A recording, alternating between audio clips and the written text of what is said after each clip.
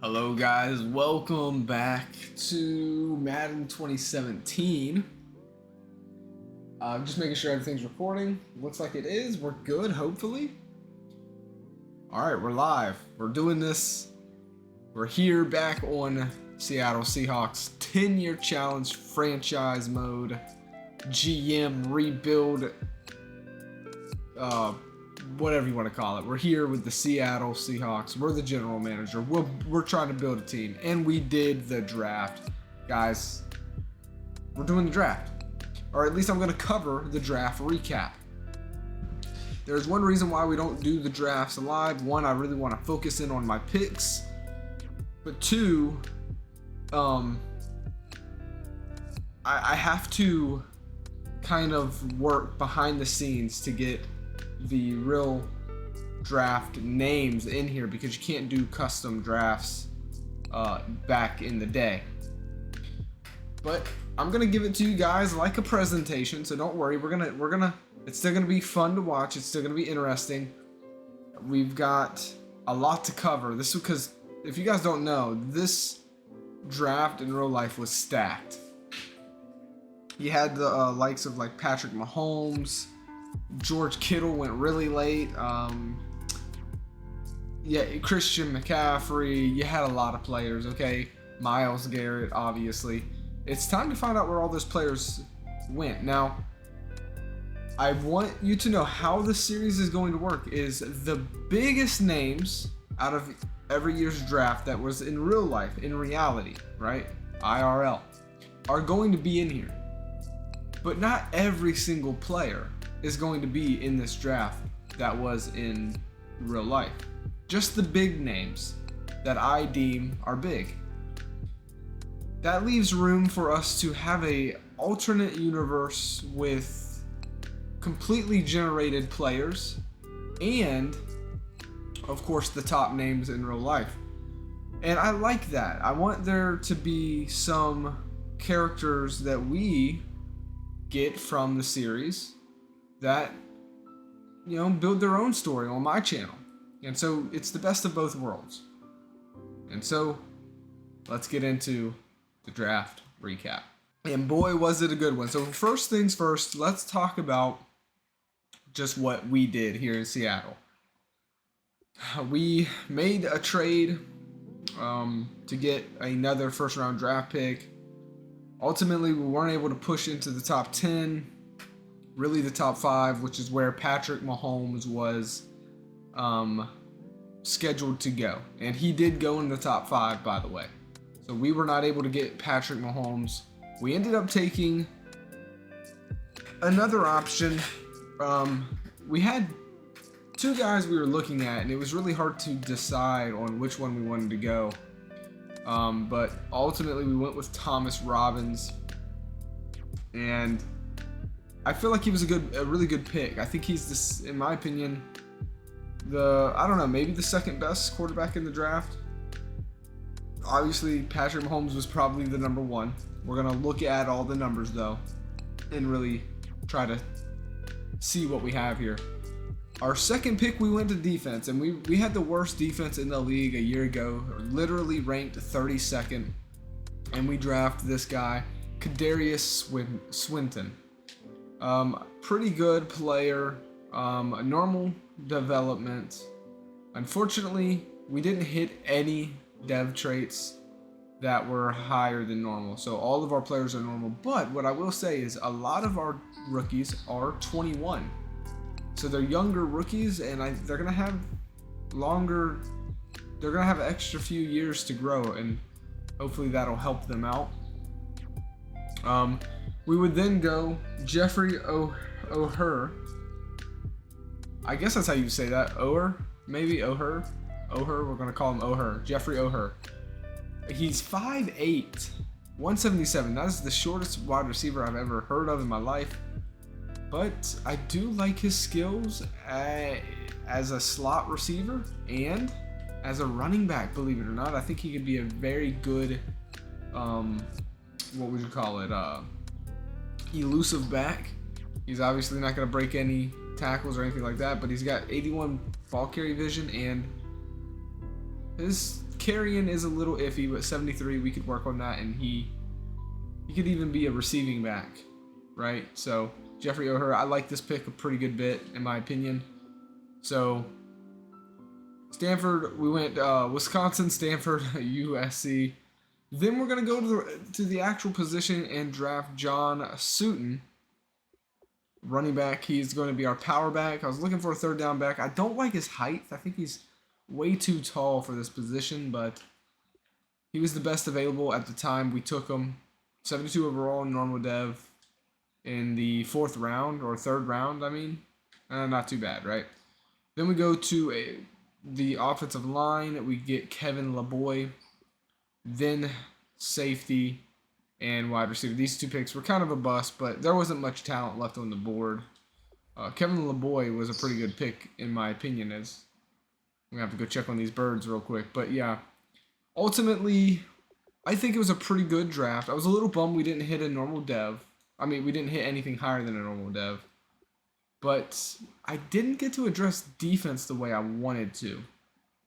Well, it was funny because we had the worst defense in the league, and we only picked 2 positions, defensive position players. And one of them's going to start. The other one's probably going to be a second string his whole career, honestly.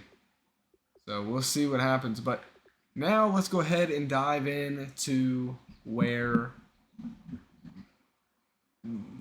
everybody else did, basically. Let's get into it. All right, so we've wrapped up our selections here. Let me know what you guys are thinking. How do you feel? I think we hit with the quarterback. Even though he's a normal dev, I do think he can. I'm hoping he lead us to great things. We'll have to see.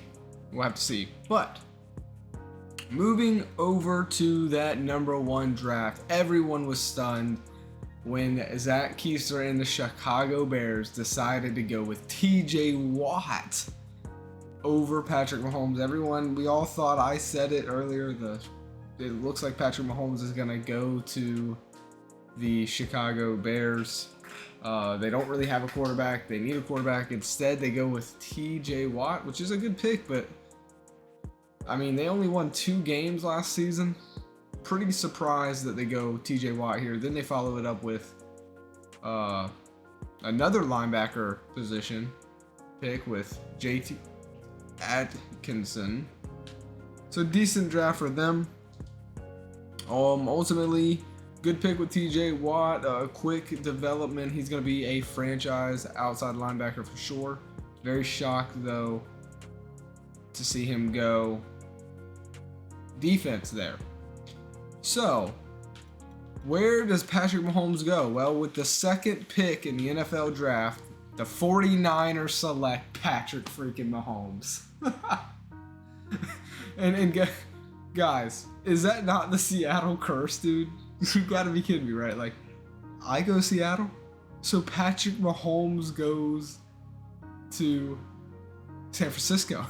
Like, I can't believe it. We're gonna have to play this guy 2 times a year. I cannot believe it. Now, real quick, you'll notice I didn't change their colleges and stuff like that, dude. Like, I don't really, I don't care that much. I made sure their names were right, and I tried to do some of their numbers and stuff, but look, we're just here to have fun. This is a different universe. Matter of fact, how about that? We're role-playing. In this universe, this Patrick Mahomes played at Texas A&M. Don't look too much into it. But he's going to be a great player. He does come in at the highest overall for all rookie quarterbacks at 80, but he is only a normal development, so it's going to really determine on how he plays. So we'll see. He doesn't have quick, he doesn't have superstar. We'll see how he plays, but he's definitely starting for the 49ers this season coming up. So they would follow it up with a nice tackle to protect him as well. So very solid by them. And so now let's just go by teams because I can't remember the order of the draft. So we'll just start off. We did the Bears. Going over to the Bengals. They have a decent draft. Nothing too crazy here. I would say not the best, not the worst. For the Bills, though, they're going to go Anton Middlebrooks. I was looking at this wide receiver, possibly thinking about taking him. Decided to go elsewhere, and he ends up going right after our pick. And he's a really good player. 78 overall, but normal dev. And again, another 5'8" wide receiver. Really going to be really good in the slot. We'll have to see. Then they go tight end, Connor Durand. Really good tight end here as well. And then later down, Jesse Chick's brother from the Louisiana Tech Jazz, wide receiver who played for the Broncos. So he played with the LT Jazz in college, then went to the Denver Broncos, and now his brother's in here, Derek Chick. And Derek Chick is fantastic. I think it's so funny he has the same last name as him. So like I almost have to go with that storyline that he's his brother, right? Or, you know, whatever. Superstar development. I mean, the Bills had a really good draft. I mean, it doesn't get much better than that. For the Broncos, they're going to pick up Carl Lawson and Leonard Fournette. Pretty good 1-2 there. But outside of those guys, they didn't do much. But Carl Lawson looks phenomenal. Some say the best pick in the draft. In this universe, he's possibly Myles Garrett in our universe. I don't know, in IRL. We'll have to see how it plays out. That's what's so cool about these things. Carl Lawson goes to Denver. We'll see what happens with him. For the Browns, they had a pretty solid draft, believe it or not. Their first 3 picks. They go guards, 1-2, and then wide receiver, Gage Allison, who's normal. But a pretty solid draft for them. Darren Compton, strong safety. The Tampa Bay Buccaneers lock in franchise safeties, hopefully, is what they're thinking of for the long haul. He's 21 with quick development. All right, so there's your franchise strong safety. But then you're looking at Malcolm Hoffman Ellis, and you're thinking 71 overall? That's a miss, right? No, because he's superstar development. So he is 24, but these guys have their safeties locked in for the series, I think. Really good picks there. For the Cardinals, another rival in our division goes quarterback with their first overall pick. Right after we pick, they pick. After we pick off Thomas, I can't even remember his last name. Oh no, that's not good. After we pick up T, my boy T, they pick up Zach Rudolph. And they're pretty similar in overall. So the question is, they got the same dev trait. Who's going to be better? Did we make the right pick? I don't know. We got some interesting stories to watch here. Zach Rudolph will 100% be starting over Joe Flacco, I would assume. So, the question, I guess, is, did we get the right quarterback? Then Kaysen Wadsworth will be protecting him. Good left guard here, 79 overall, really good. Outside of that, not too much. For the Chargers, they go Lamar Fitzgerald. 78 overall corner, shutdown corner, quick development, really good pick for them. And pretty good. For the Kansas City Chiefs, they're going to go with not Patrick Mahomes because he didn't actually drop to their pick. He went number 2 in this universe. So they go free safety Buda Baker. 80 overall, superstar development, really good pick, 21 years old. They're also going to pick up Marquez Ridley, decent wide receiver. Not too bad of a draft for them. For the Colts, they pick George Kittle, 78 overall, and Trevor Mason. And Nate Youngblood is a bust already from day one. They also go Mitchell Trubisky way back down here. Just thought I'd point that out. But George Kittle, superstar development, looking really good. We'll see if he can be everything he is in real life here in this universe. For the Cowboys, they go Jamarcus Batiste. So you can kind of see what I'm talking about, right? It's a mix of our universe players that are being generated, and they'll become characters as we go along and get backstories behind them as the series goes along. But then there's also mixed with, you know, the real players like George Kittle, Patrick Mahomes, and all that kind of stuff. So that's kind of what I'm going for. It's a fun little in-between mix. I really do like it a lot. Moving over to the Dolphins, they have a really good draft with only having, what, 5 picks. They hit 4 of them being in the 70s and higher, which is insane, but 2 of them are in the 80s. Their 5th pick in the NFL, it's the 5th pick in the NFL draft, it goes to Myles Garrett. So he drops down from number 1 in real life to 5 here in this universe. And he's a superstar to have 81 overall. He by far is still the best player in this draft, in my opinion. I think the Dolphins got the number 1 best player. Myles Garrett is going to be phenomenal. And in this universe, he's 286 pounds and he's 6'7". Okay, so wow. But then they're getting a franchise right tackle in Matt Nielsen and a good, maybe backup, possible starter in the future tight end. So yeah, good draft by them. For the Eagles, Rashad Lofton is their number 1 overall pick, and he is going to be a franchise elite corner. Give him a year, give him maybe 1 or 2 years. He's going to be great. Superstar dev. Then they follow that up with a wide receiver pick in Ahmad Burnett. Outside of that, didn't do too much. For the Falcons, they go Wesley Calvin, an 80 overall left tackle, franchise tackle. But then they go Marshawn Lattimore, hitting 1 and 2 right there, really good picks. Then they go Deshaun Watson. Now Deshaun Watson, 67 overall, normal dev. That's a little lower caliber here in this universe. Don't know if he's going to be able to punch through to that starter caliber. We'll have to see what happens. But Marshawn Lattimore is a Falcon. Over to the 49ers, we already know Patrick Mahomes. Outside of that, they did get the tackle to protect him. We'll have to see how he goes there. For the Giants, they go Aaron Jones, 77 overall, and outside of that, it was a pretty horrible draft for them. I mean, they probably have one of the worst drafts, in my opinion. The Giants, horrible. We'll have to see what they do this year. For the Jaguars, they go Rashad Stork. This guy's gonna be decent. We'll see. He's gonna be a starter for sure. Normal dev. We'll see what he does. Could be really good.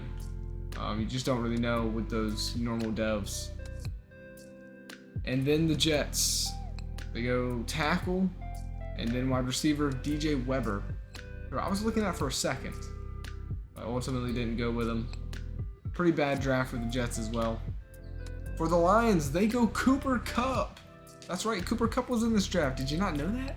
Cooper Kupp. And he's a quick development player, and he looks really good for the Detroit Lions. That's cool. Cool. Really the only guy they hit. They did hit with a tackle later in the draft, but outside of that, not the best draft for the Lions.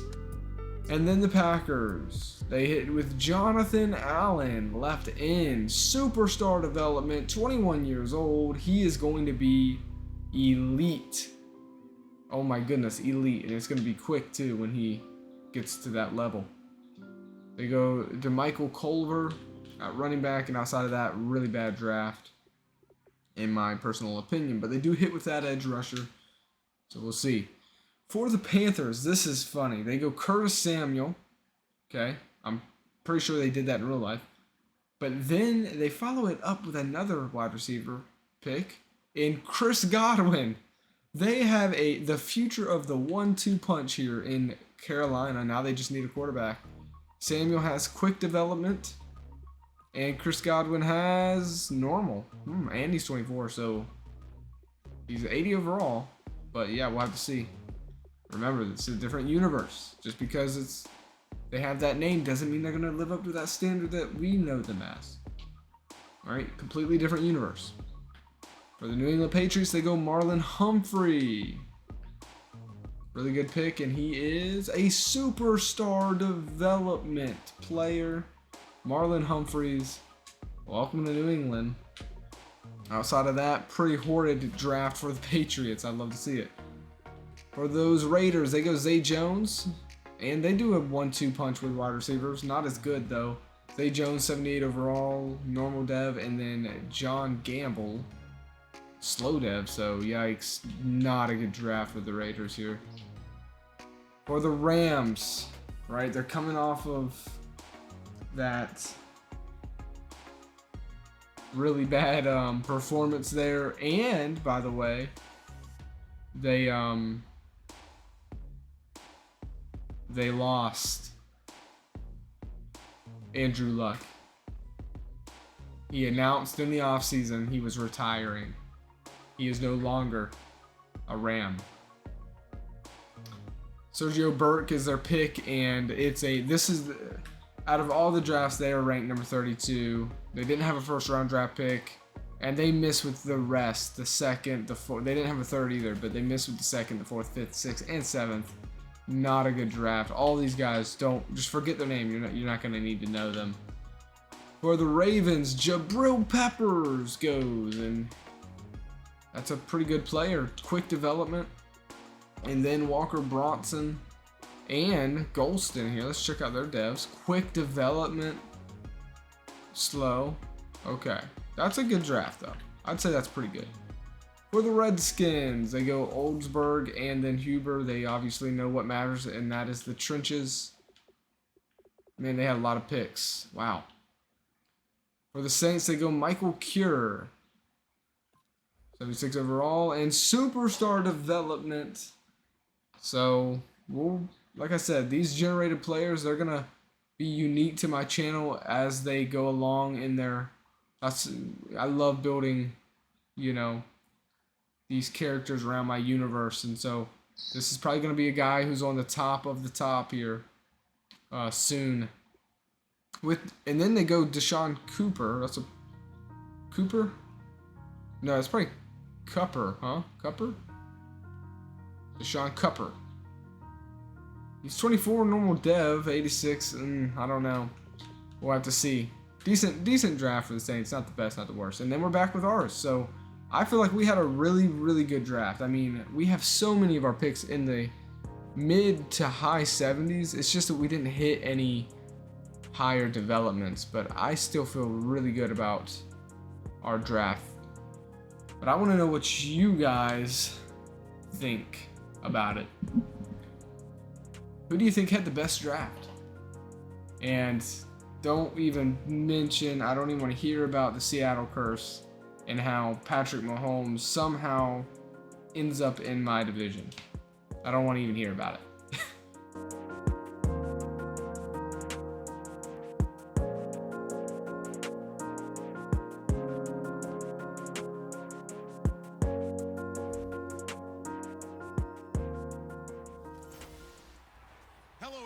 I'm Larry Ridley. You're tuned into the NFL on EA Sports.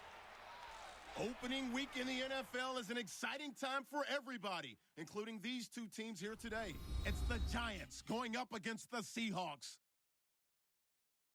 The opening kick of the new season is straight ahead as we turn it over to our broadcast duo of Brandon Godden and Charles Davis.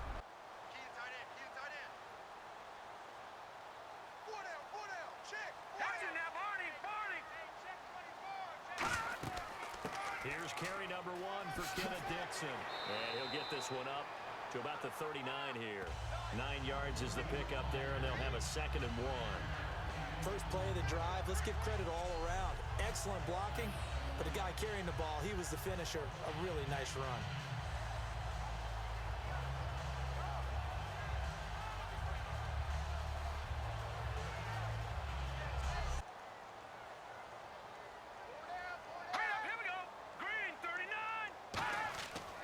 They stay on the ground with Dixon. And he'll lose yardage on the play back at the 37-yard line. He lost 2 there, and it's 3rd down. And the offense there, the O-line, everybody really on offense, they were just manhandled at the point of attack. Yeah, you could pretty much call them all out, couldn't you? Almost by name, right?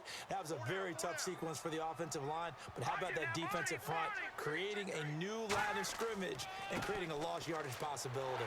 Now it's Dixon. And he's got the first down yardage before he's brought down at the 42. Now a play fake here on first down. It's complete right side to Benjamin. It's a pickup of 16 there, and it'll lead to a new set of downs. And another thing, Up 2nd and 5. And the big boys up front in the trenches. What do you think of the O-line, Charles? I love them because this is a group that's so cohesive. They know what the man next to them is going to do at all times, and they operate as a terrific unit. Second down following the run.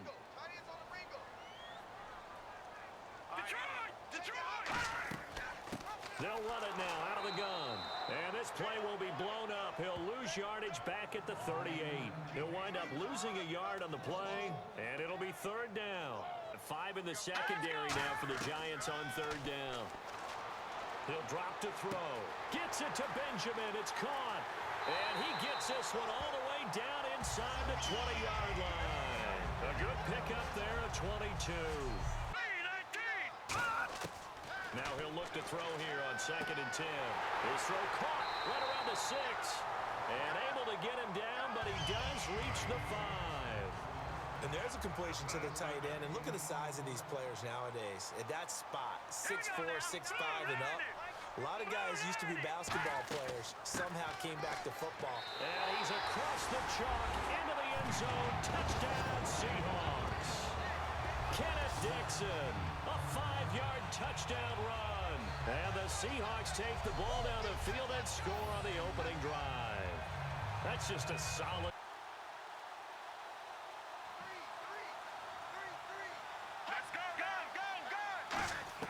On second down, here's Romo.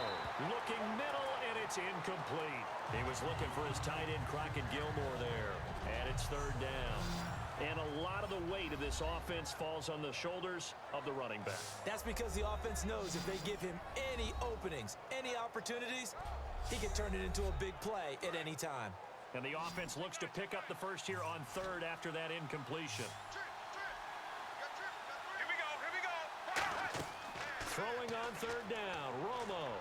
And he gets this up to the 34 out of bounds there. Just a 5-yard pickup, and it leads to fourth down. So on fourth down, here's Jake Shum to punt it away. Back deep, Travis Benjamin. I think the training and practice broke down on that play because he simply didn't run the route deep enough to get to the first down marker, despite what was a really nice catch and toe tap on the sideline. Yeah, that's third. Here's a play fake as they set up to throw. He's going to float this one deep right side. He's got a man complete. And he takes it down deep into enemy territory. A big play that time for the Seahawks. 7. They come out here in the eye. On first and goal, Dixon. And he will take this one in for the Seattle touchdown. Kenneth Dixon, already his second touchdown here in this opening weekend. And the Seahawks add on to their lead. And always a good first half when you... All right, here we go. 3-19. On first down, they go with Dixon. Oh, nice move. And he is going to lose yardage here. A loss of a full 3 yards, and now it's second down. So the myth has been shattered. Every cornerback in the league is not just a cover corner. Some of them will stick their nose in there and make plays exactly as we just saw there. A big loss suffered by the offense after that nice tackle.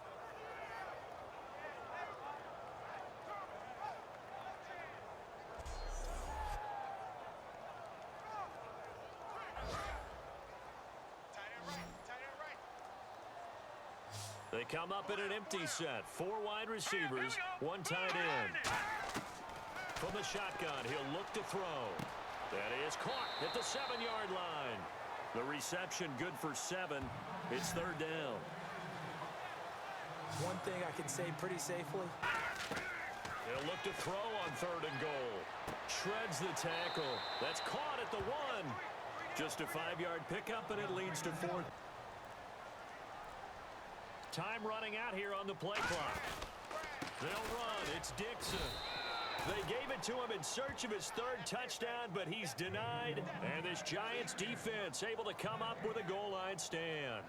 And defensively, they were ready.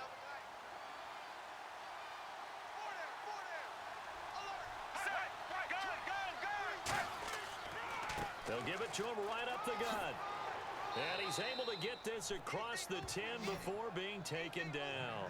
Give him 11 yards that time and a new set of downs. Smart approach there, using the run to pick up the first. And that was a defensive setup they'd prepared for this week, knowing that keeping it on the ground was the best way to attack it. And that means also that they're able to read them pretty well. All the things they prepared for, when they get to the line of scrimmage, they see it in pre-snap recognition and know exactly how to attack based on their planning and preparation. And they'll go ground game here with a tailback. And he'll get this one up to about his 14. 2 yards on the carry there. It'll be 2nd down. That's a good play by the guys on the defensive side of the ball. Held him to a gain of 2. And that changes the playbook a little bit now for the guy calling plays. 2nd and 8. Now he's got to probably think about going to the air instead of maybe staying with the ground game. A reminder coming up at this and every halftime this season, we'll be checking in with Larry Ridley in Orlando for highlights and analysis of our first half. LR, that's my man. That's your guy. Set. White 18.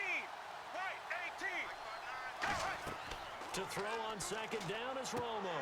Now they set up the screen. That's complete. And now the Seahawks are going to take a timeout here on defense.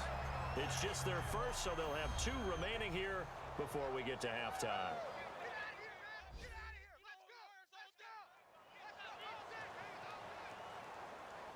And if they want to keep this drive alive, they'll need 8 yards here on 3rd down. Let's go now. Black 35. Black 35. Here's Romo. And he dropped it. Now it was tipped. Altered the ball a little bit, but he dropped it. And now 4th down. Well, they've had a pretty frustrating first half here offensively. And then Like this, when the ball comes free, it's often unusual for the team that lost it to get it back. Because this is the quarterback. The ball gets away from him. Everyone else is trying to execute what they're supposed to do on offense. They're usually looking in the other direction, downfield, or have moved away from him. In this case, though, a teammate is able to come up with the ball. Well, there wasn't much there with that hitch route. They didn't gain what they expected. But sometimes when you call a hitch, you really don't have an alternate to go to. You don't have a second route to throw it to. So sometimes you have to rifle in there and hope for the best. 4 yards on the pickup, and it'll be 4th down. Whether you're playing West Coast offense or not, one of the maxims of the West Coast offense is you're either throwing a touchdown or a check down. In other words, look for the big shot, but be smart. And I think they did exactly that on that play. They didn't get the first down, but they're taking care of the ball well. Yeah, and being rightly cautious with that lead here in the 2nd half. Yeah, this is away, and I don't think Landry will get a chance to return here. White 20. Now Tony Romo on 1st down. And the tip there altered the ball flight, and it falls incomplete. It'll be 2nd down. Well, we're not playing 3 yards in a cloud of dust football anymore. I kind of get why those old school coaches sometimes didn't want to throw the football. Because if it's popped up in the air, it almost turns into slow motion. And both sides trying to get to the football, and you're holding your breath wondering whether it's going to go good or bad for your team. 10 yards still left on 2nd down. 3 receivers to the left, 1 to the right. White 18. Back to the air they go. Romo on 2nd down. He finds Malcolm Mitchell here.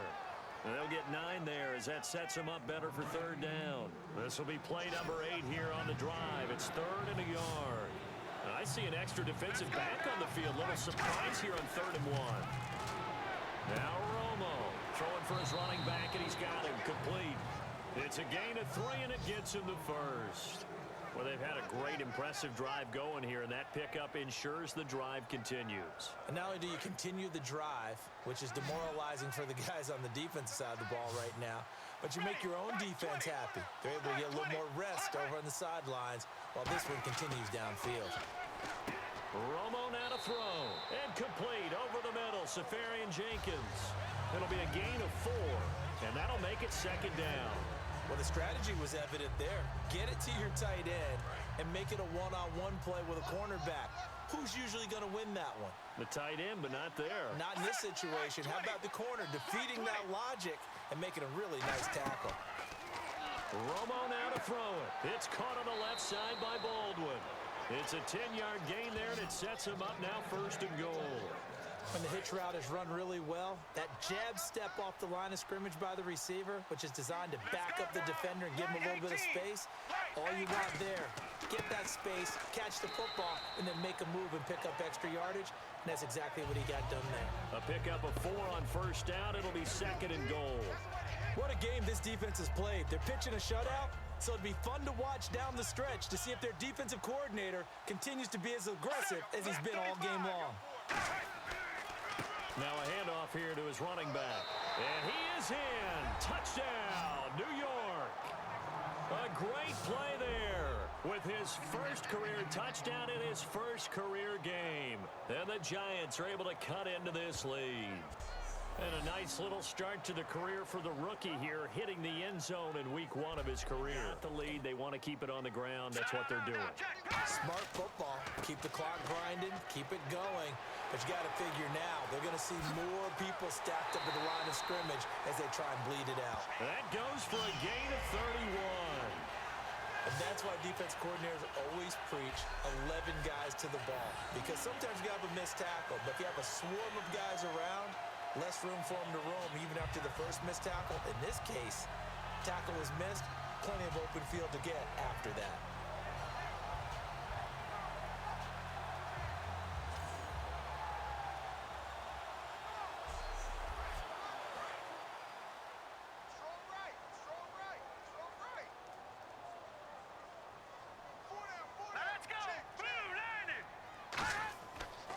And they'll go with a ground attack here. And some good tackling there as he stopped up at about the 41. Give him 3 on 1st down. It'll set up a 2nd and 7. And this situation with a lead 4th quarter, they're liking keeping the ball on the ground, I'm sure. That's just smart football, but you know the defense has to know it as well. They've got to stop them here. So now we're going to see that loading the box in a big way. 6, 7, 8, 9, whatever it's going to take, puts a little bit more pressure on your big offensive line. It'll go as a gain of 7 on the play, and it sets up a 3rd and inches situation. This drive is turning into an extended one, and the guy carrying the ball, he's becoming more like a body blows guy. Every carry is putting some damage on the defense. So after a while, I'm not too sure how many guys are going to want to run up and tackle him. On 3rd down, here's Dixon. That'll make it 4th down after a loss of 1. So 3rd and inches, trying to pick it up the middle. He had nowhere to go, tackled for a loss. And you know how we talk about double A-gap pressure, meaning linebackers going in the gap between the center and the guard on either side? Well, it's not always to get to the passer. Sometimes you do that to prevent a running play. Worked pretty well in that situation. And I don't think this has the carry. It does not. It's no good. And this score will stay right where it is. So now from a defensive perspective, they might still have a pulse. Yeah, that probably would have sealed their fate, but now they're still within 2 scores.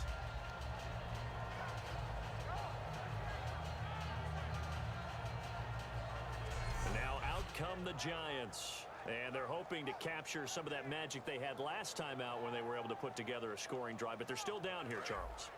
Not the major concern, though, because of what you talked about. They scored the last time out. They feel good about themselves. They feel like their game plan is now in effect. They know how to attack and what plays they want to put together. But they've got to... And the Seahawk defense gets to him, and they bring him down.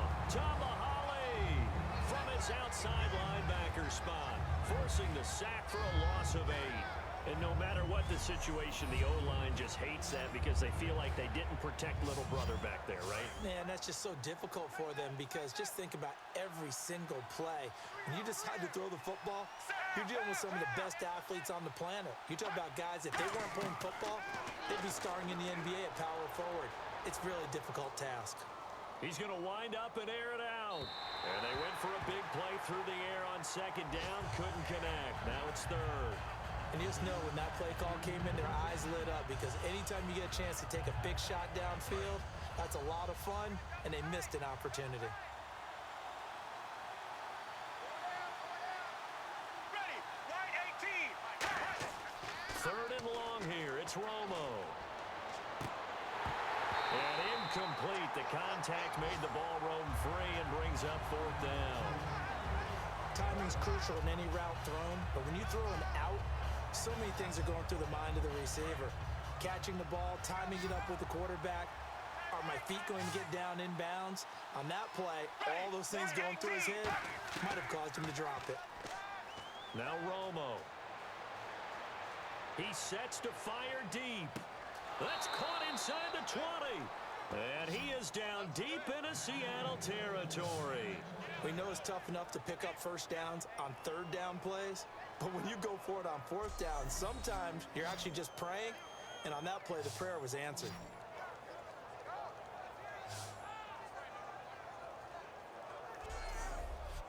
Fourth quarter, 2-minute warning about to hit, and it looks like they're going to get one more play in. Be interesting to see what they try and do on this play. Do they try and take a shot, or do they just try and get to the 2-minute warning?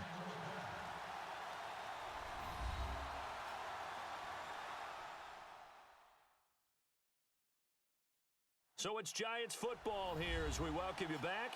And let's see what they've come up with offensively after having time to talk it over.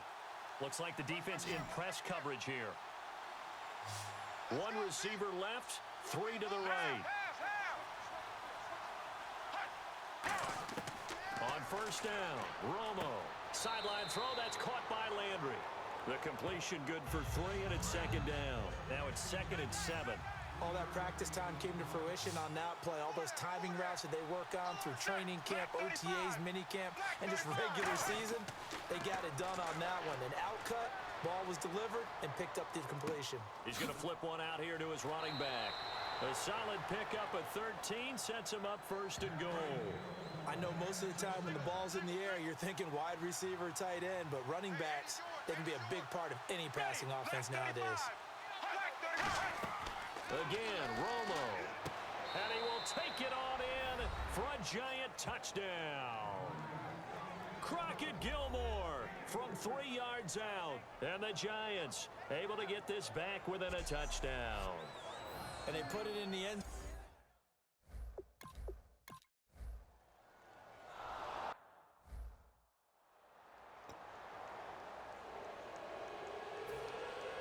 This game back within a touchdown now as the kickoff's away. And that'll carry over the back line of the end zone for a touchback. The Seattle now ready to march out of the field. They have the lead, obviously, late in the game. I guess the good news for them is if for some reason they would make a mistake, a field goal.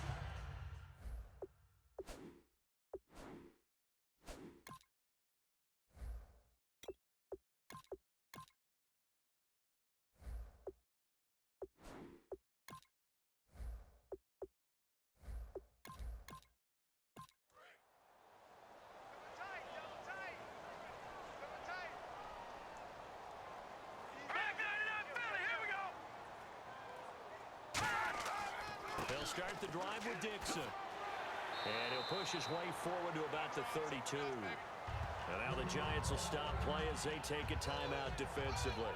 It's just their first. They've got 2 more to use here in the final stages.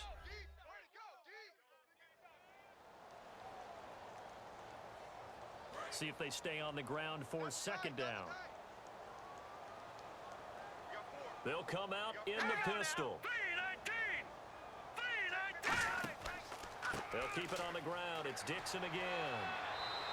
And now the Giants, they get the officials' attention and take another timeout. That'll leave them with just 1 remaining in this 4th quarter of play. So here we go, 1st and 10 now.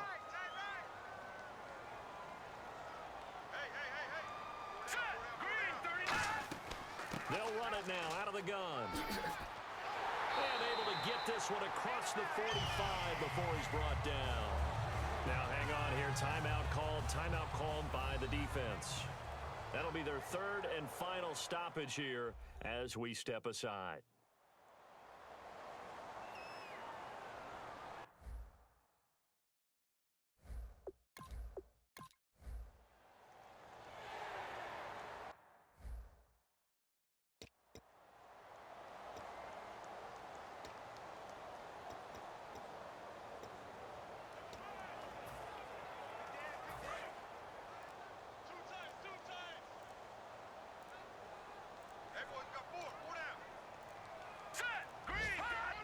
go down to a knee, and the new campaign off to a good start. It's a win here in week 1.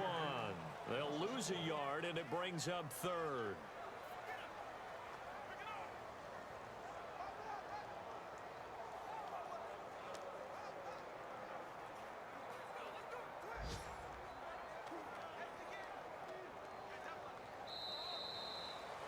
And partner, this first week, this first game that we get to call together, so special every year, week 1. You had the flyover, the big American flag out there before the game, all the hoopla, just having football back, so special. It is an opening day, opening game.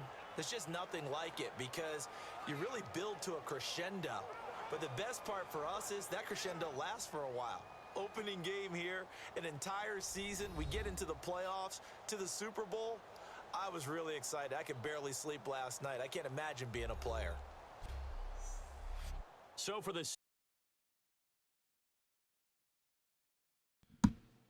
This dude just went 18 for 18. Has a rookie ever done that on their debut? I don't know. Seattle, is the curse broken? Is Thomas Robbins the curse breaker? We're going to find out, baby. Come on.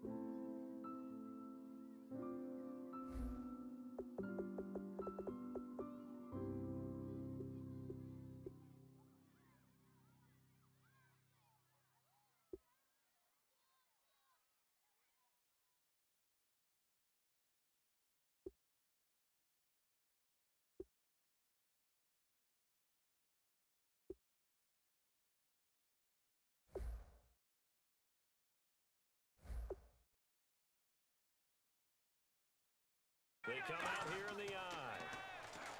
He'll look to throw. It's complete right side to Benjamin.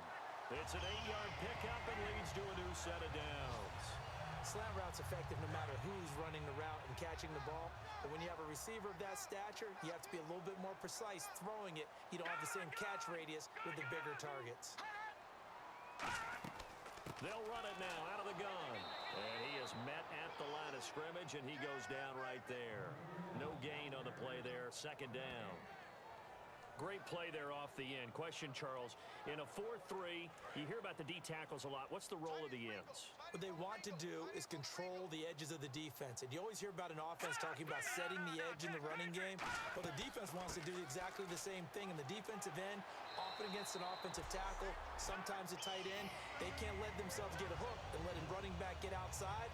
Because if they do that, that hurts the integrity of the defense overall. My man, the encyclopedia. So the run moves the chains, and here we go on first down. Let's go! Green! They'll run it now out of the gun.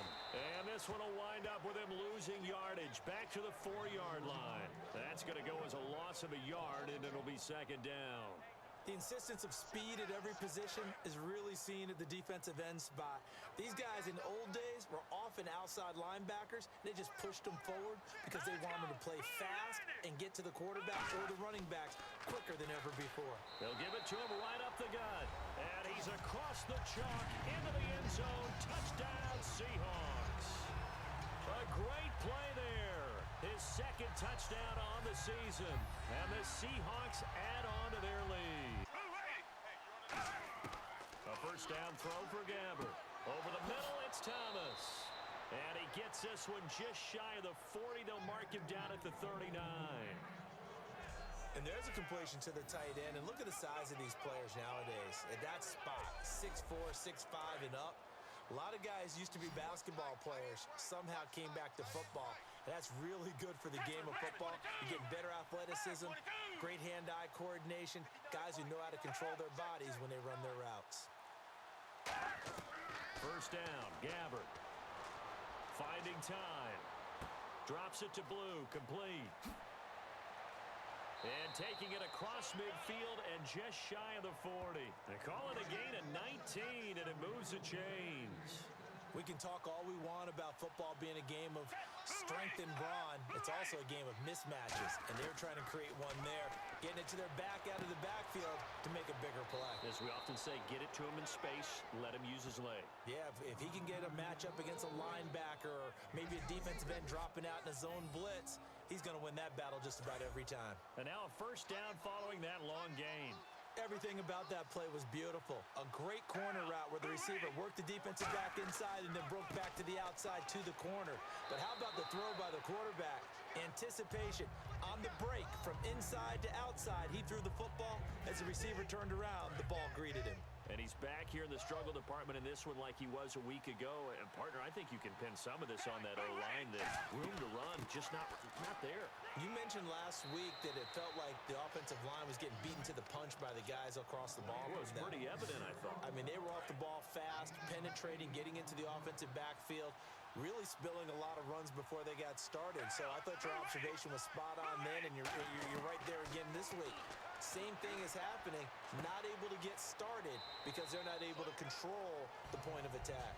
The completion good for 3, and it's second down. So similar to last week, same story here. The numbers not good again, and occasionally I'm watching him on these routes. They've got one, sometimes two guys just draped all over. I think they've got to figure out a way to get him a little bit of distance, get him some space, because as a space player, he's as agile. And it's complete. He's got it in the end zone. Touchdown, Rams. Brian Hartley. A lot of scoring. There's no doubt about that in this one, Charles. Points, they were not at a premium. They were pretty easy to come by. They were, but it was fun, wasn't it? Because both teams finding ways to click.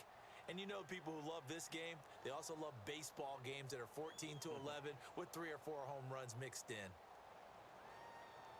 So for the Seahawks, they're on a nice early roll.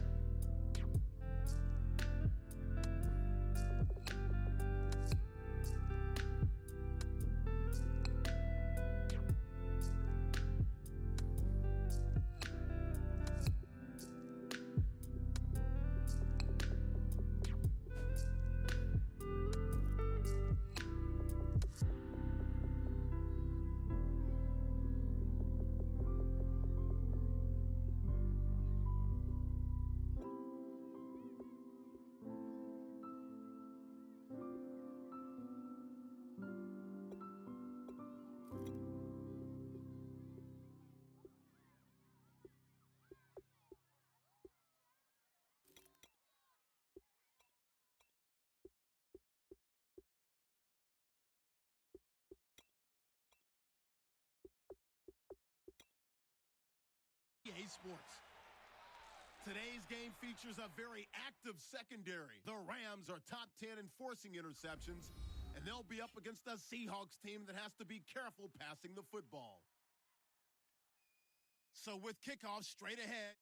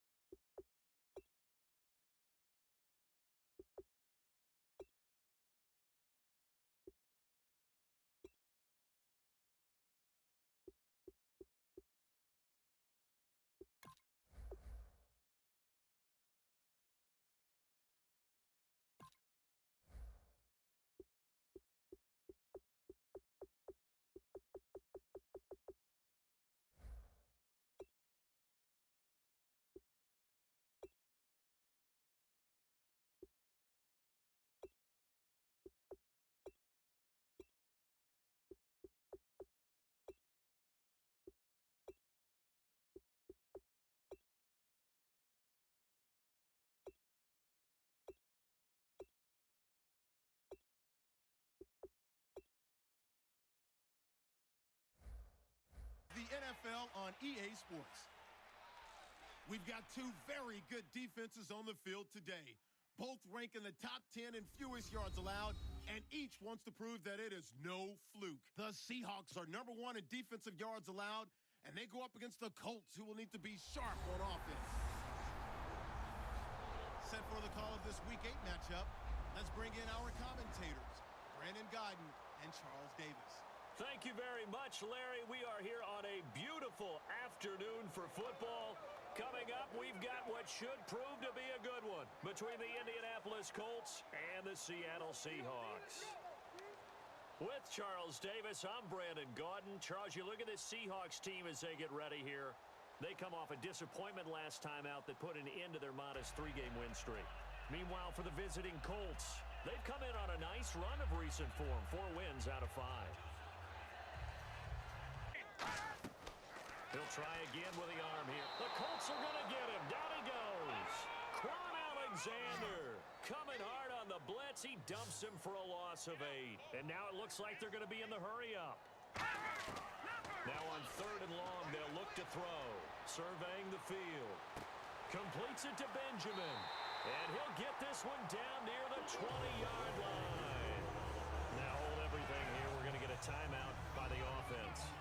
It's just their first, so they'll have 2 remaining here before we get to halftime.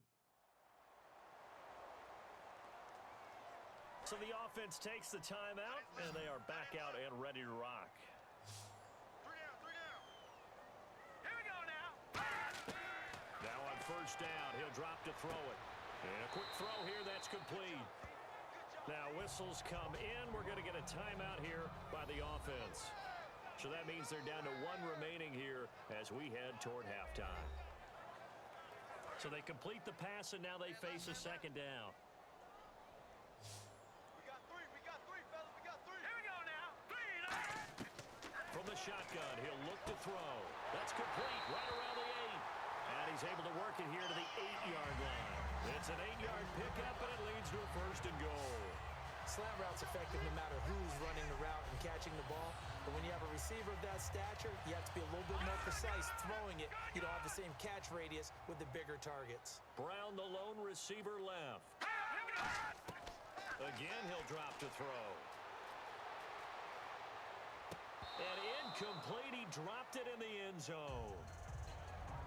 After all the preparation, all the practice, a play like that will absolutely break your heart. They had everything they wanted, just unable to complete it.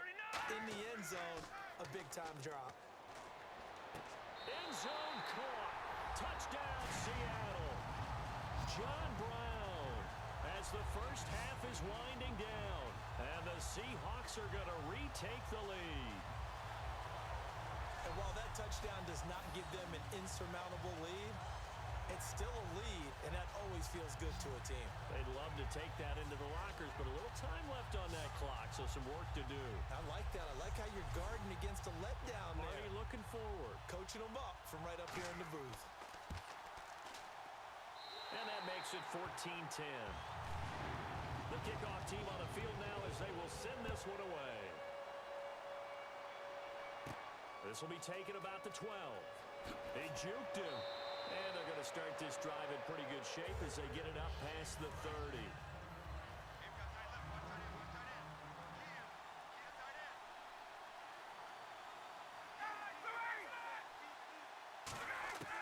On 1st and 10, it's Ryan. And he'll go out of bounds, it looks like right at the 40.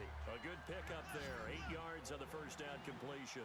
If you're running out route, it's likely you're going to end up near the sideline. And what did we just see there? Toe tap. You got it. The benefits of practice. Toe tapping, foot dragging, picking it up, and making sure it was a catch.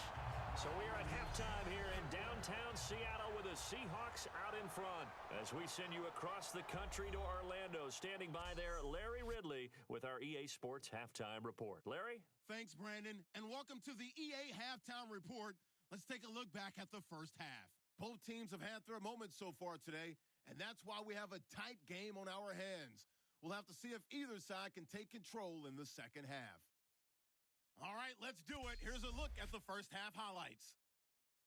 Third down from the 22. They're going to get to the QB once again. This will go for a loss of 13. We go to the second quarter. Dixon's got it on the run, and he'll go in from 2 yards out. Seahawks is up now by 7. Now to late in the second. Ryan's on point with the throw, and this goes 17 yards for the score. The Colts go up by 3. Still late stages of the second. Here he'll look into the end zone, and this play goes for a score. The lead grows to 4. So that's it for us at the EA Sports Studio. We'll go back now to Seattle for the start of the second half. Returnable here for Davis. And a good return as he'll be stopped just shy of the 30-yard line. Out come the Colts. They'll have it first here to start quarter number 3. They're down here, but very much in this game. What's the tonality of a coach's talk when a game is within striking distance like this at intermission?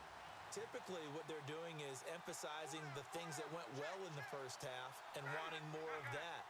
Sure, you've got to go over some of the errors and clean up some things because there's a reason you're down. But overall, I think they want to stay positive, stay up with this team. We're just starting the second half, and we've got the football. Let's go ahead and punch it in, and then we'll take it from there. See how that recipe works. 8 yards to go here on second down.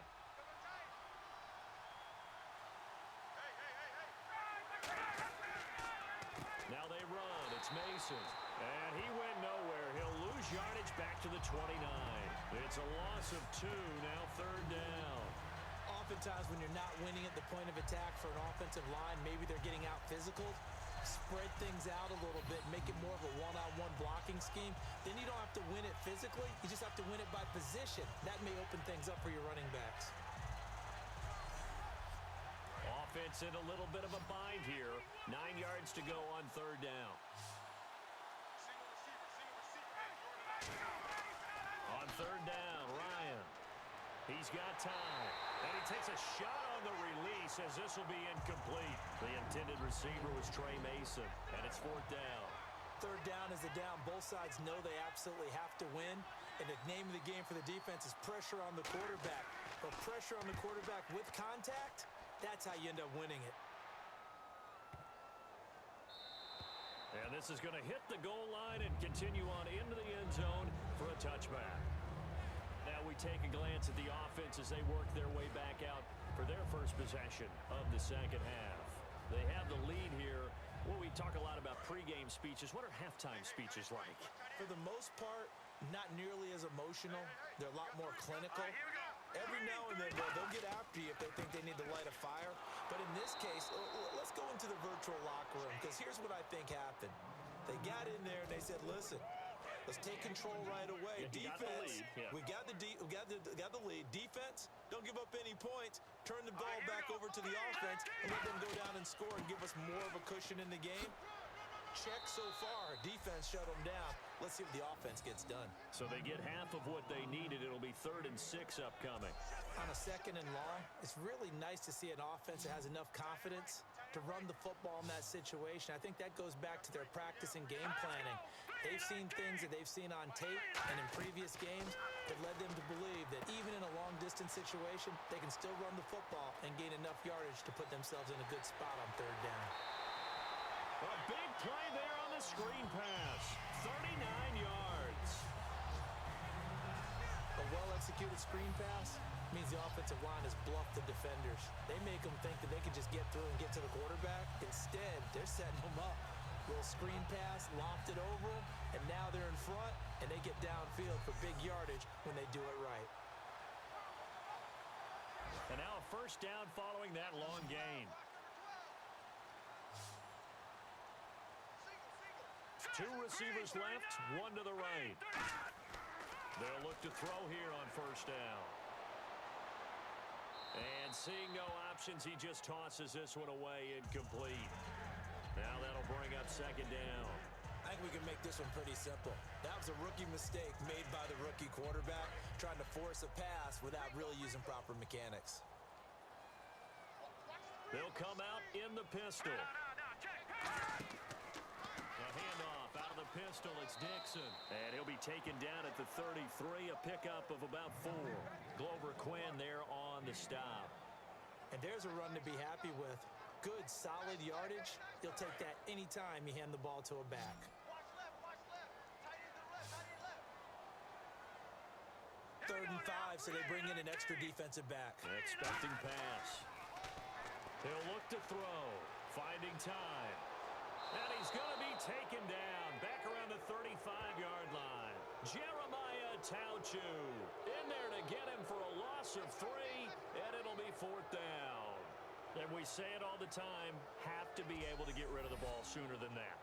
You have to help your offensive line out. They're going to protect you as best they can. And if you're getting 3 to 5 seconds to throw the ball, they're doing a really nice job. But when you hold it and give up a sack, you're really almost discrediting their work.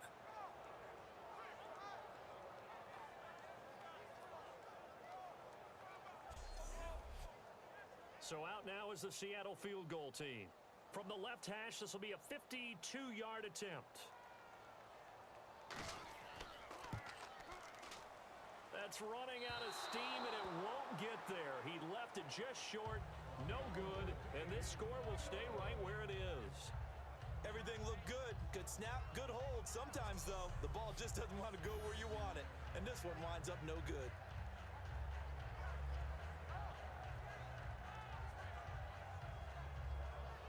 Now the Colts offense gets ready to head back on the field. And a tight game after punting last time. See if they can get something going on this drive.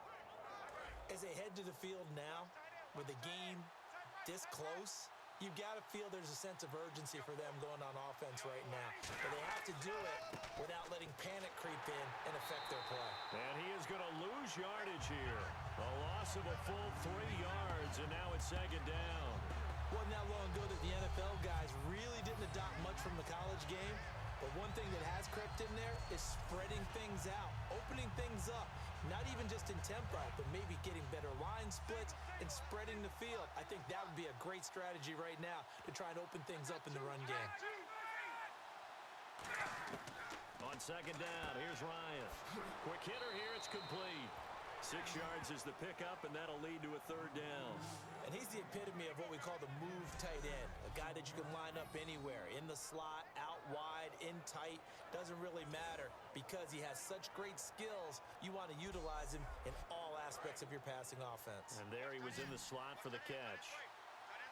Defense sinking pass. They've got the nickel set out on 3rd and 6. From the gun on 3rd down, Ryan. He's got time in the pocket. And incomplete. He had nowhere to throw, so he just tossed it away. But that brings up 4th. Let's face it, perfection is something we all chase, whether it's playing this game or whatever we do. Hard to attain, but that's what they were searching for as that pass goes incomplete.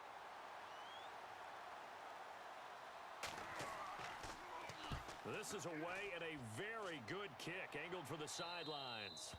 And this will depend on the spot as it sails out of bounds. And they'll say it sailed out at the 10-yard line. Now the Colts defensive unit trots back out there. And they got to be feeling good about forcing that long missed field goal the last go around. And you know what upsets a kicker more than anything? Is missing a kick they think they can make and feeling like the other side believes that they had something to do with it. And it doesn't matter. To those guys on defense, I know they're taking full credit. Yep, we forced him into the miss, and they're going to ride that confidence the rest of the way. We'll see if the kicker's able to get his confidence back as well. And complete to Zach Ertz. And all the way down to the 36-yard line. A big play there on the catch and run. 54 yards. Coaches really don't care from what position they get this, but run after the catch ability, rack ability, is often the difference between winning and losing and changing field position.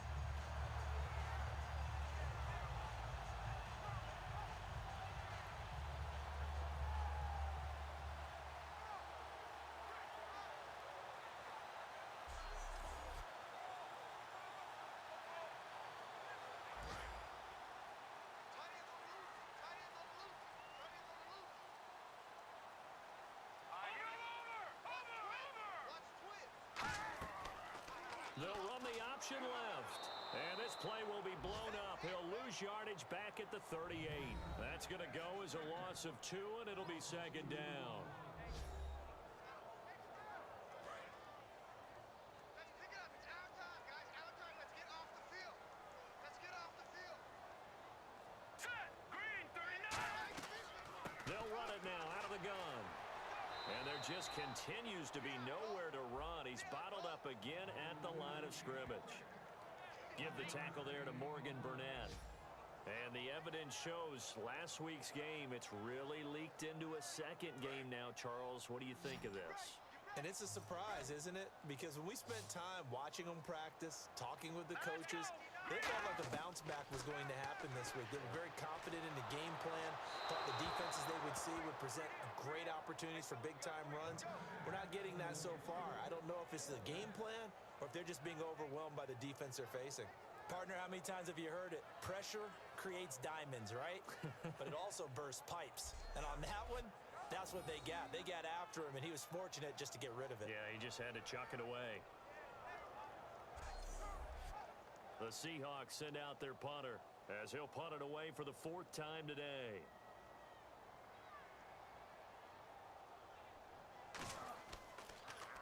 He's averaging just under 50 yards a punt as he gets this away. And a bit of a mistake there. This is well into the end zone for a touchback. And now Indianapolis set to take the field. And they're coming off a 3-and-out, my friend. I think they've got to look at that play sheet and go to a spot that they haven't gone before. Time to shake things up a little bit to try and get this offense moving. Okay, so how do you do that? How do you shake things up? You look at what you called before, realize it hasn't worked Go to so something well, else. and maybe you try and find one of those special plays from one of your better players, and maybe try and hit something big and get things going in the excitement area. He's a rookie, and you don't want to get hung up on the word potential, But when you see him make catches like that, you keep thinking to yourself, he's good now. He's got a chance to be great with plenty of work. They'll come out in the pistol. They go play action with Ryan. And he overshot him there. It's out of bounds, incomplete.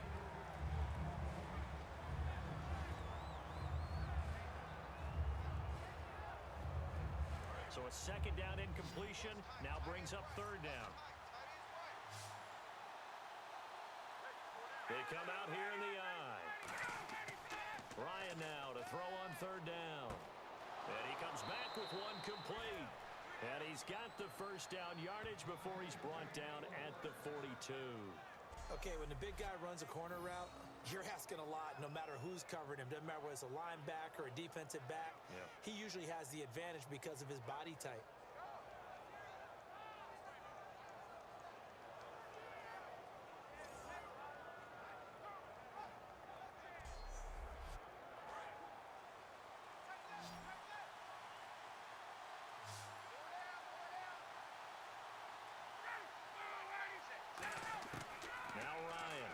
Down.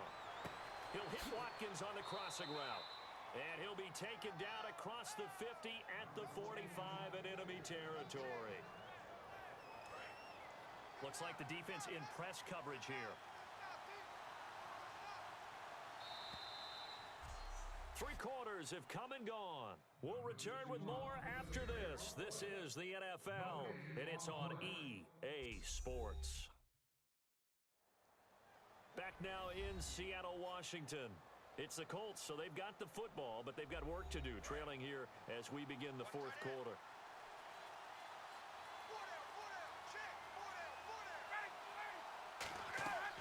They go play action here on first down, surveying the field. A dump off for Mason. And a pretty little juke move there on a nice gain. That one good for 10 yards. And it'll be second and very short. And at his size, he's a smaller back. You can get him to football. He can kind of get lost, make someone miss. It's good for him. Yeah, it's great for him. I like what you said there. Sometimes he gets lost in the traffic a little bit. But get him out in the open field into some space. That plays to his strengths the best and keeps him out of it where all the big boys are. You know, make him make someone miss in the open field.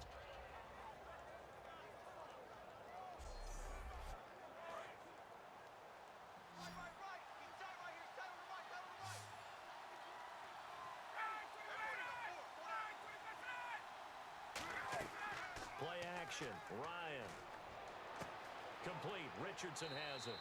And he'll be brought down at the 27-yard line. It's a 7-yard gain there, and it's good enough to move the chains.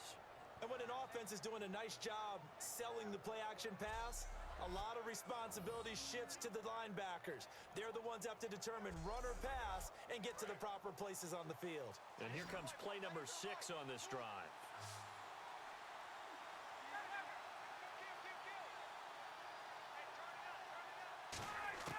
On first down, Ryan. Finding his safety valve here. That's complete. It'll go as a gain of 12. And that'll be good for an Indianapolis first. And the defense with their backs against the wall a little bit here as the offense is in the red zone. So many times you hear today's NFL described as a space game. Get your best players into space with the football in their hands. That's why sometimes you just swing it out to your runner, get him out in the flat, and let him have a chance to make people miss an open field.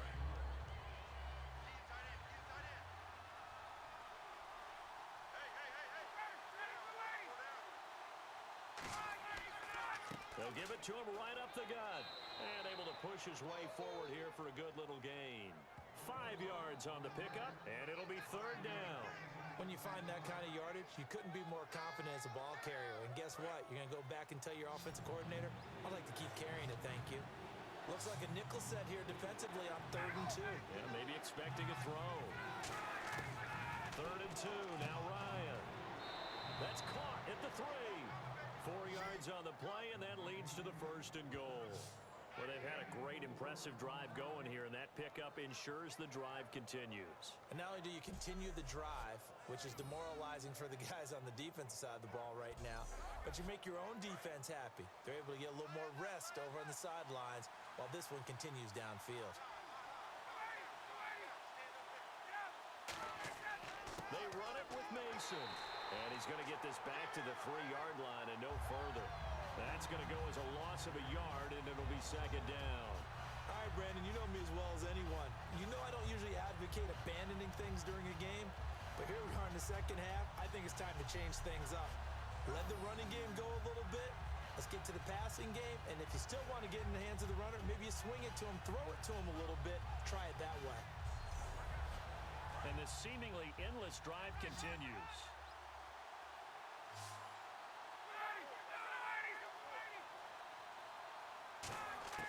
Now Ryan on second down. This is caught. Watkins.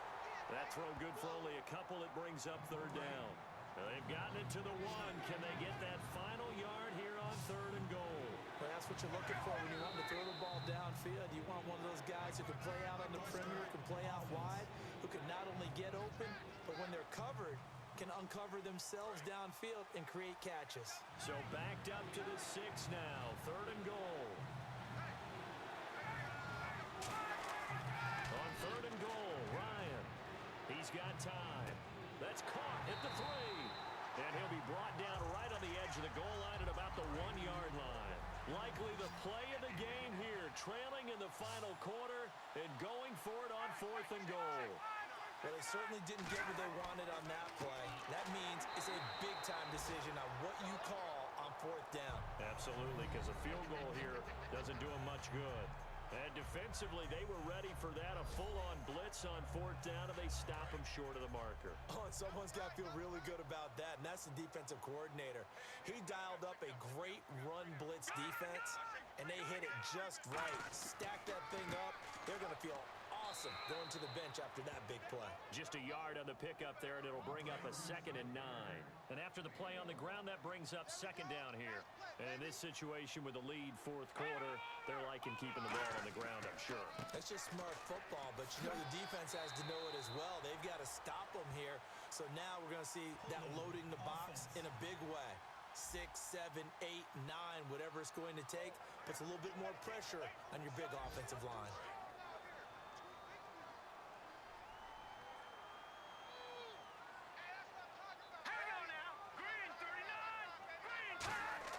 From deep in their own territory, they look to throw.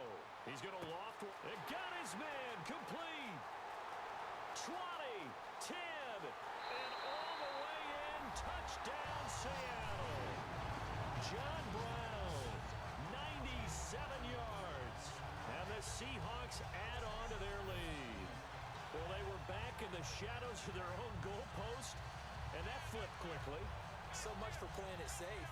I mean, the conservative, easy call, run the football, take care of it, create some space, pump the ball away, but no, let's throw it. And sometimes a defense's aggressiveness is used against them because when you've got people backed up, your natural inclination is to try and really force them back, and sometimes they get burned that way. And they got burned there. The kick unit for the Seahawks out there on the field, and we are ready to rock. That'll be taken in the end zone. And he won't return this one. He'll go down to a knee, and they'll start at the 25. And the Colts coming out now. And last time, they had it 4th and goal, rolled the dice, didn't get it. Now they've got to put that behind them, try to put together another drive.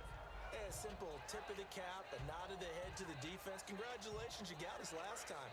But you didn't hold us the whole time. We got down to position. We were able to be in position to score. Let's go ahead and attack again. Continue to have that kind of confidence. Not worry about the one play that didn't allow them to get into the end zone. And this time they'll be trying to get it into the end zone. We'll see what they do. He's going to hit his man out of the backfield. Complete. And he's able to get this one up to the 45-yard line. And the offense lining up 1st and 10. A good start there on 1st down. They've got to have this drive. No doubt about it. Down a couple of scores. They have to find a way to put it in the end zone. Chunk plays, explosive plays. That will be the key to this drive. And he's got his favorite target yet again. It's complete. A gain of 6 there on 1st. And it looks like this will be the last play before the 2-minute warning. They gave up the completion there, but this is what zone defenses count on. Catching the ball and not much run after the catch. Time for a break. We're back to finish this one off after this.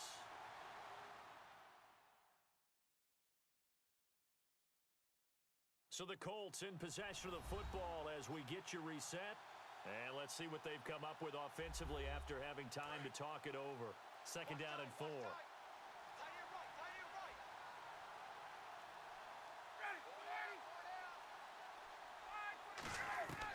On second down, here's Ryan.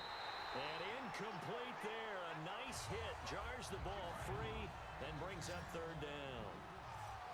That was a classic example of trying to run with the ball without securing the catch. He was thinking about those rack yards instead of making the catch first and then taking off. Offense.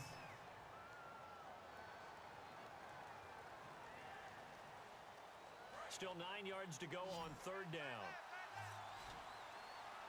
It's a 5-receiver set. 3 to the left, 2 to the right. On third down, Ryan. Now a desperation throw deep downfield. And he couldn't hang on to it through the contact. Incomplete. And they're indeed going to go for it here on fourth down. So trailing here in the last quarter. Let's see how this plays out. Here we go. It's Ryan on fourth down. He's going to let it fly. And no, it's incomplete. They had to go for it with such little time remaining. And the Seahawks, they'll get the football back in outstanding field position. So with that, we can just about close the book on this one, Charles. Yeah, what's the old expression about slim and none? Well, Slim just left town on that They're one. down to none. Yes, exactly right. The Seahawks offense now, they get ready to head back onto the field. And they'll just simply be looking to build off the confidence of the last time out where they scored a touchdown. And confidence is powerful, isn't it? When you've scored once, you feel like... And now here's a timeout called by the Colts on the defensive side of the ball. It's just their first. They've got 2 more to use here in the final stages.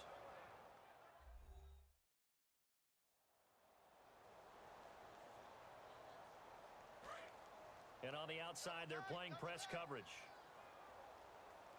3 down, 3 down. All right, here we go. Green, 39. Right back to Dixon. And he'll take it in. And another timeout taken by the Colts. That'll be their second, so one more chance to stop the clock here. And we'll be back. And the defense searches for one more stop here after the run on second down. Hey, we got 3 down, 3 down. Here we go now. Over. On third and short, it's Dixon. And they went the wrong way there. Losing yardage back at the 43-yard line. He loses 4, and it brings up 4th.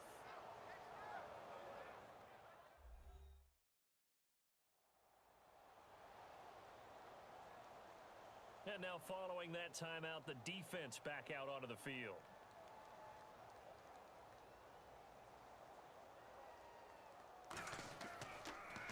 And he deserves a bronze leg as he gets this one away. And this punt will go out of bounds. I think it'll be inside the 25, and it will. Right at the 24-yard line is where they'll spot it. And now Indianapolis set to take the field. And this offense last time turned it over, went for it on fourth, didn't get it. They're lucky, though, because no points against the team on the board, but we'll see how they respond. Yeah, they've got to get a lot of credit to their defensive teammates, don't they? They had their backs on that last series, and because they did so, that allows the coach to still stay aggressive on offense and maybe go for it again in a similar I was situation. going to say maybe makes that offense feel good, but when you know you've got a defense making stands like that. Yeah, that'll loosen up things a little bit, won't it? Maybe you'll play a little bit better the next time you have the ball. Looking to speed things up here, going with some tempo. From the red zone now, here's Ryan on first down. And this is caught now for a late touchdown. So hold everything here. This one's not over yet. And they put it in the end zone, which was job 1.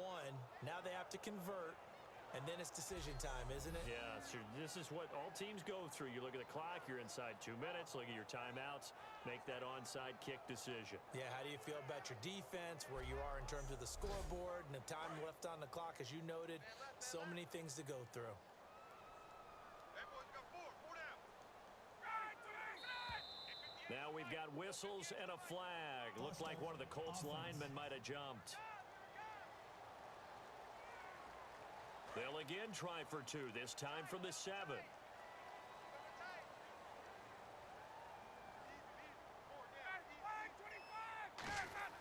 To throw for it is Ryan.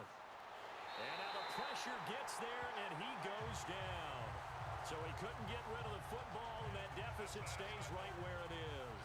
Interesting call there. They went for 2 even after the penalty from the 7-yard line. It didn't pay off. I think the first thought is to go ahead and kick the extra point, but you're not kicking it from the 7-yard line, right? That's not where push 5 back on the PAT as well. Right, so they have to take it from the 15 to administer the penalty. So now you're kicking it around 40 yards.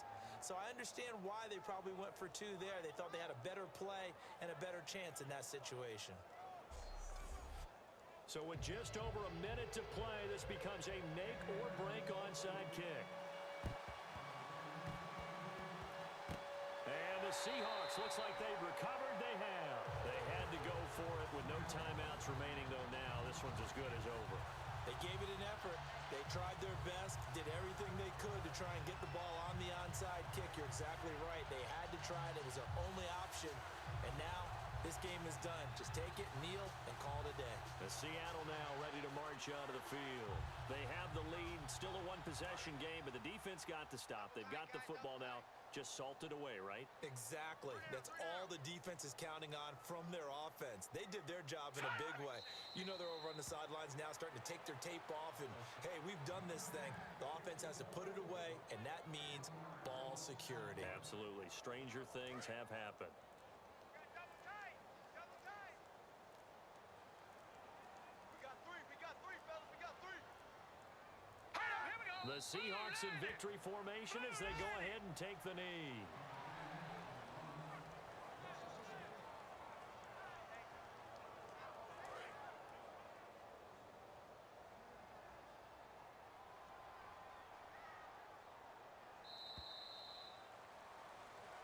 And Charles, I think when the schedule comes out, all teams, no matter where they're predicted to finish, talk about protecting your home turf. They were able to do that here in this one. Similar to a tennis match, right? Not letting them break your serve.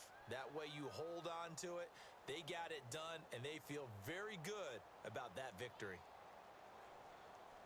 So for the Seahawks, the win moves them up to 5-2 now on the year. And they will hit the road next week to take on the Washington Redskins. Meanwhile, for Indianapolis, they'll fall to 5-3 with a loss. And they'll take this loss into the bye as they'll be back in action in Week 10.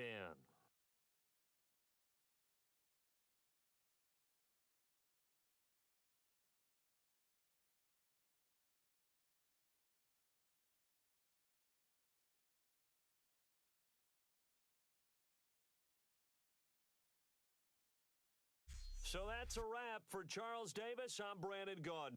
And this has been a presentation of the NFL on EA Sports. For more, check us out at easports.com. It's a win for the Seahawks here as we say so long from Seattle.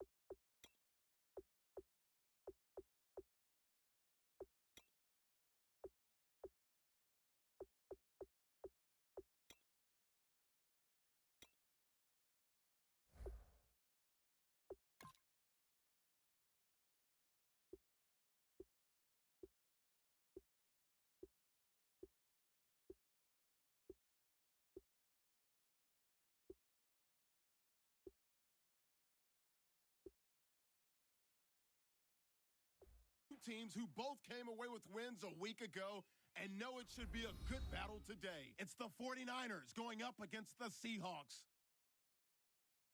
With kickoff straight ahead, let's check in with the two men who'll be calling tonight's game.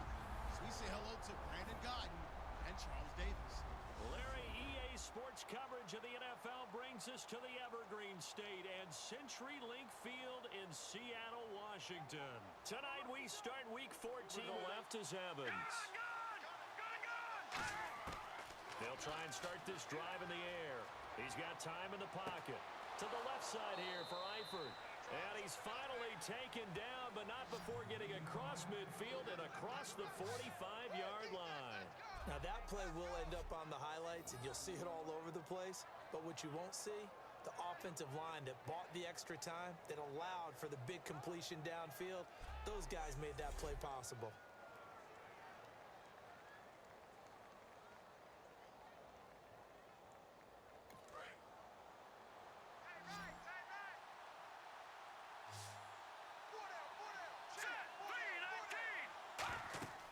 They'll look to throw now on first down. This is Riddick on the screen. And here he'll be brought down a little shy of the 35 at the 36. A good pickup there on first as the screen pass gets him 8. For a second there, I thought that might break big. Screen pass, looked like it was coming together, looked like there was an opening.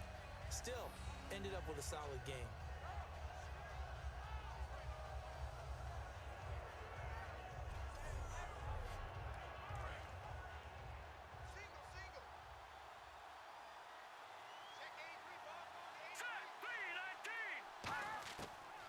Gun. They'll look to throw. Surveying the field. Complete to the right side. It's Eifert. And this time not quite to the 30. It'll be down at the 31-yard line. And there's another completion to the tight end. And let's face it, it is hard to overthrow a 6'6" target. It is indeed.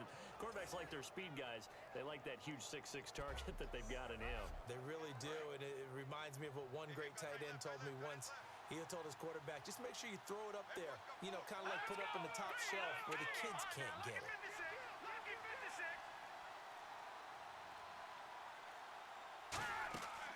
On first down, he'll drop to throw. It's caught. Lockett. That throw good for 4. It's second down. Completed pass play. Now let's see if they go back to the air or to the ground.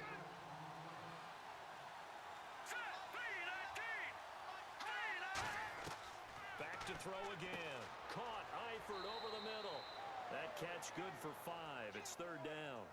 When you execute a drag or a crossing route really well and give them a chance to let it develop a little bit, you can gain some significant yardage hitting your tight end on that one. They'll run it now out of the gun. And he picks up the first down yardage as he takes it down to the 16. They get 6 on the pickup there as the drive will continue. Everyone understood their role on that play. 3rd and 1. You know, the defensive guys, they're trying to get down and get low and get leverage on the offensive lineman, but they didn't allow that to happen. They created a crease and allowed him to get through for a first down. Just a yard on the first down carry, so it's 2nd and 9. And as we've seen throughout this season, it's no picnic trying to score touchdowns against this unit. They're ranked number 1 against the run. But it's also difficult because it's not easy to throw the ball against them either.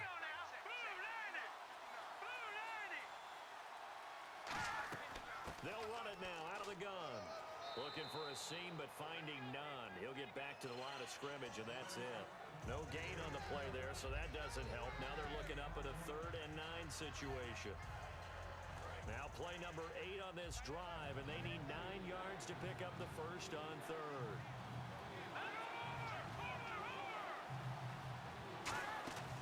They'll run it now out of the gun. And he'll fight his way down right around the 12. 3 yards won't be enough here as that'll bring up 4th down. 1 score down. Here we go. They're going to go for it here on 4th down. Got to try it here. He's back to throw. And that is incomplete. The Niners go for it, but it doesn't work out. And the Seahawks are going to take over the football. So the failure to convert, no doubt, really hurts. But this one's not over. A good chunk of time on the clock and the timeouts. Yeah, not only do they have the timeouts, as you just noted, they're going to get an extra one with the 2-minute warning. And that's going to help in big ways. So in a sense, they have 4 timeouts in their pocket. The big thing, stopping them on defense now. They can't let them get a first down and make them use their timeouts and get a fresh set of downs. They've got to stop them right here. And if so, they've still got an opportunity. Time for a break. We'll come back for the electrifying conclusion after this.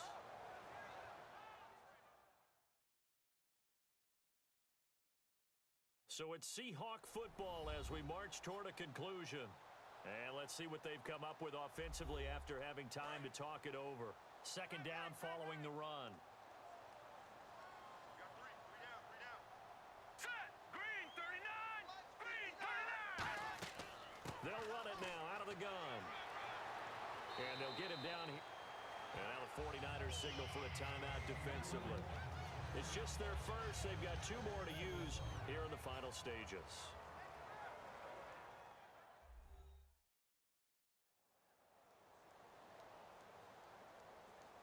First down and 10 now for the offensive group. Three down. No, check, Patriot. They'll run it now out of the gun. Trucks through him. Oh, man. And the 49ers going to take another timeout.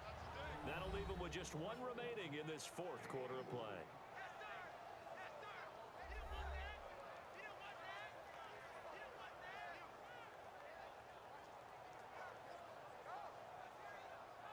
See if they stay on the ground for second down.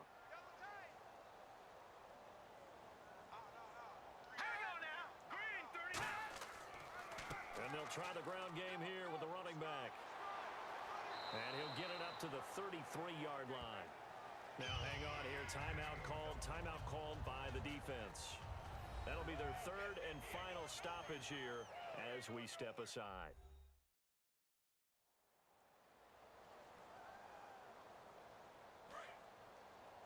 Watch tight end. Tight end's right. Alert. Hurry up. They'll run it now out of the gun. And he'll be taken down, but not before he gets into enemy territory. A good pickup there of 20 yards. Every player I know tends to play the game in his mind before it actually happens. There's no way he thought that at this stage of the game, this would be his first big run like that. Yeah, but it's got to feel for him like the floodgates open, a sigh of relief. Now we'll see if things can open up for him. See if it can continue. And a new set of downs here after picking up the first on the ground.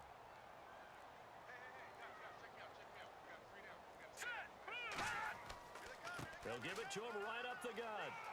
And cuts out right sideline. It's a gain of 20 that time. And it'll give the Seahawks a first down. You know what's really hard for a big-time running back? Is patience. Being able to hang in there when the runs aren't there, when you're taking some hits early in the game. But this drive, oh, he's come alive, and in a big way. Now he's starting to gallop.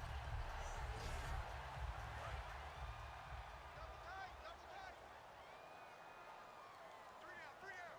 Hey, check. 3 down. Let's go. All right, now look at 56. The Seahawks in victory formation as they go ahead and take the knee.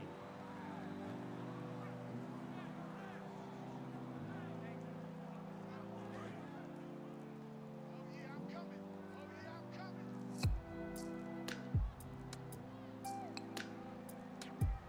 All right, here we go. Down to a knee one more time, and that should just about do it.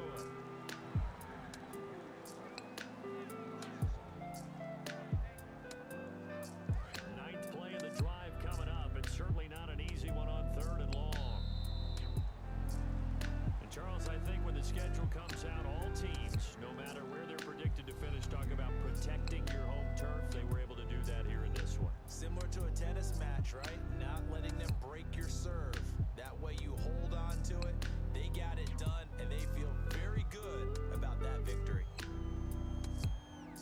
So for the Seahawks, it's a very important win as they move to 9-4 now on the year.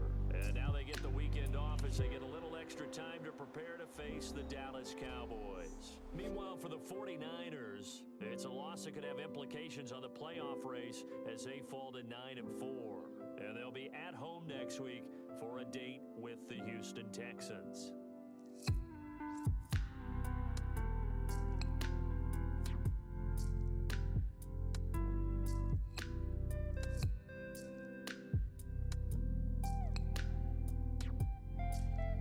That'll do it for us. For Charles Davis and all our hardworking crew, I'm Brandon Gaunt. You've been watching the NFL on EA Sports. For more, find us on Twitter @EA Madden NFL.